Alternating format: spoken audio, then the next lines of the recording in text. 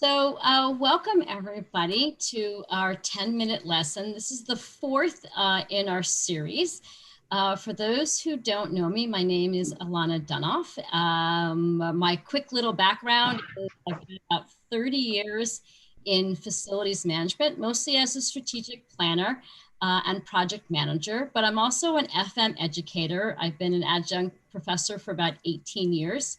And teaching FM credentials also for about 10 years. I teach both the Pro FM credential and the IFMA FMP credential. And I've got a couple of students on both sides of the camp here attending today, which is really great as well. So today, our topic is conflict resolution. And this is a really big, sort of interesting topic for us to sort of tackle today in 10 minutes. There was a lot of things we could talk about. But I thought we'd start off just by saying, like, what is conflict? I don't know about you, but when I hear the word conflict, I get like a pit in my stomach. I feel a little bit like, ugh, like it's not good when someone says conflict. But as it turns out, if you look at the definition of conflict is a disagreement. And it's a disagreement where maybe there's really not a right or wrong answer. So when you really think about it, conflict is just a problem that needs to be solved. And when I frame it for myself that way, I go, oh, well, I can solve a problem. We're facilities managers. We solve problems every single day, all of the time. So all of a sudden, the word conflict doesn't feel so scary to me when I phrase it in a way that it's just something that needs to be resolved and figured out. The challenge for us as leaders is that if we fail to confront and sort of manage conflict in our organizations, a lot of things can go wrong. We can have a lot of consequences. It can derail our team and our process and our progresses. It can impact, productivity and deliverables if we have conflicts that aren't managed. It can impact morale and even our ability to sort of reach our long strategic goals. So as leaders and as managers, we can't just sort of sweep conflict under the rug. We do have to manage the problems as they come about and manage them as early as possible as well. So it turns out there's actually a couple different types of conflict to consider. In the one corner, there's constructive conflict. So constructive conflict is a ways good conflict, and we can have good conflict. Good conflict says we have a problem that we have to solve. I have a vendor and they were going to do a process one way, but they have some issues and now they've come back and said, we have a different idea of how to do this. And it turns out that constructive conflict might actually be cost savings. It might actually be a streamlined process that ultimately comes through, or continuous improvement. So there can be a lot of benefit to constructive conflict. It's the dysfunctional conflict in the other corner. That's the stuff that gives us the agita. That's the stuff that feels toxic or can be disruptive to a process or a project and a process. And those are the ones that feel a little harder to resolve along the way. There's also a couple of classifications when it comes to conflict. We can have relationship conflicts, people conflicts, and those are kind of hard to manage too. Relationship conflicts for FMs can come in sort of two categories. One is within our own staff, you said this and you said that, and we're having a disagreement about how to do something internally. But in FM, we also have to manage the relationships between ourselves and our customers. And those are also challenging conflicts we have to manage through. And then there's also task and process conflicts. These types of conflicts are associated with how we get things done, or the goals that we're trying to achieve, or the method in which we're trying to get them done. When I bake a cake, I get all the ingredients and all the measuring equipment out first, and then I start doing the recipe and putting everything together. When my daughter makes a cake, she gets one ingredient and one measuring thing and then does it. And then she goes to look for the next thing. So in the end, we both bake cakes, but our process and method is a little bit different. It doesn't mean hers is right or wrong, or mine is right or wrong. It just means there's a different way of getting them done. So our job as leaders is to try to figure out how to minimize as much conflict as possible. And there's one thing we really have to remember, that sometimes as leaders, even though we don't like to think so, sometimes we're actually part of the problem. We can be the source of conflict that we have to understand as part of the bigger picture in our teams and in our organizations. I know we all believe we are the best communicators in the world and we're really clear with our instruction, our direction, but we have to be sure that the other person is receiving those instructions and that they understand how to be accountable and clear on the responsibilities and expectations. We can't just assume they know what we're looking for. We have to be really clear about it. We also have to be really clear about how we treat all of our team members and our staff and make sure we're fair. If we give Bob all the really cool assignments, and we give Peter all the kind of icky, crappy ones, that could come back to be sort of a conflict in our organization as well, someone feeling more favored than another. Another thing about minimizing conflict is about keeping an open mind. And I love this fourth point about this idea that just because someone has a different opinion, it's not necessarily bad or wrong, it's just different.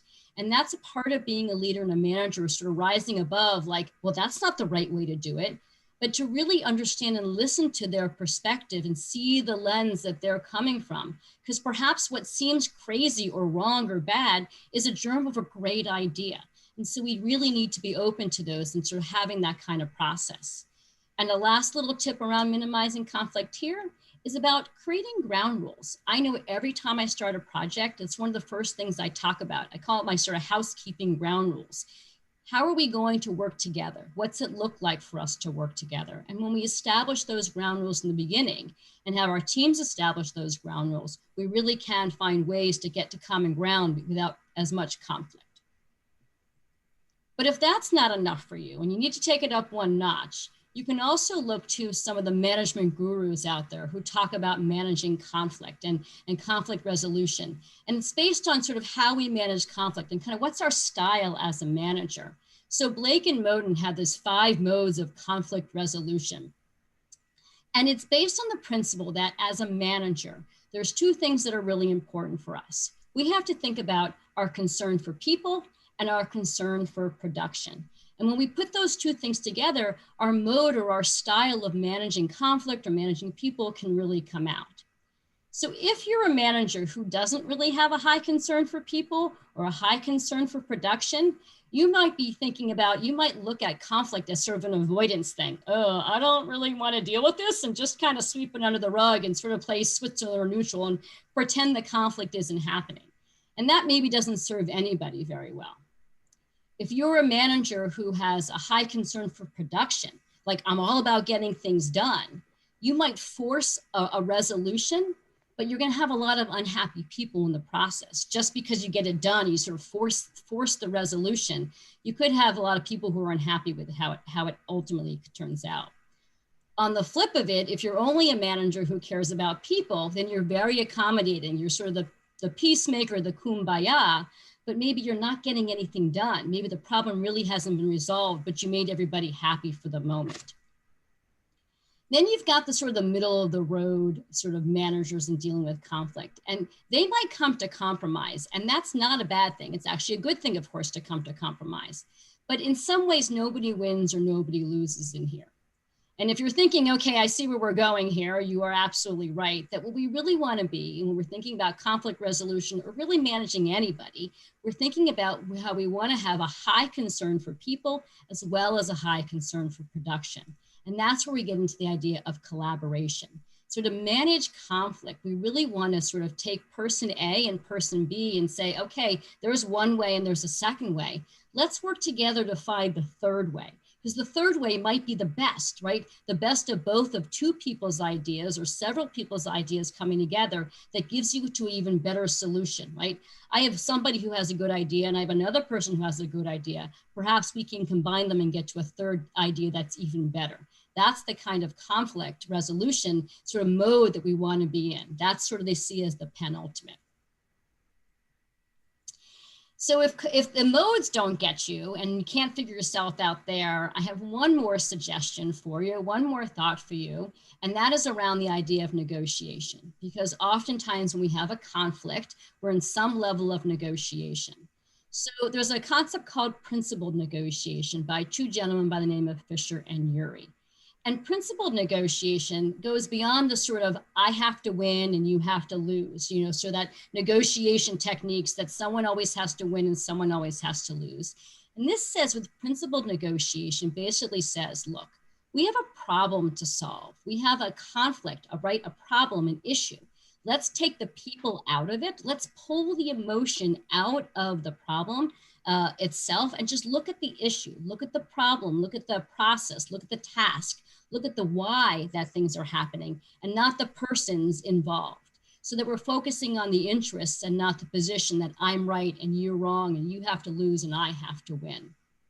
Another important concept around this principled negotiation is the idea of looking for mutual gain. That if you have a 10-step process and you go, oh, it's all horrible, well, maybe it turns out that you agree on 7 of those processes together, and there's 3 that aren't so good.